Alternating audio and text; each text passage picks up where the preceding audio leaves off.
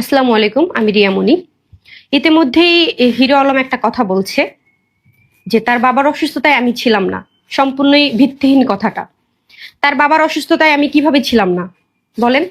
তার বাবার অসুস্থতায় আমি বগুড়া ছিলাম। রমজান মাসে আমি বগুড়াতেই ছিলাম। বগুড়া হসপিটালে যখন ভর্তি করানো হয় সেখানেও আমি ছিলাম। তারপর তাকে যখন ঢাকা আনা হয় তখন আমার ছোট ভাই ড্রাইভ করে বাবাকে ঢাকা নিয়ে আসা হয়, আবার দিয়ে আসা হয়, তারপর আবার নিয়ে এসে ভর্তি করানো হয়। তখন আমার ছোট ভাই ছিল।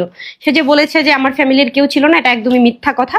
আমার ফ্যামিলির লোক ছিল। তার বাবা অসুস্থতায় আমি নাচ গান করছি, এটা একদমই ভিত্তিহীন।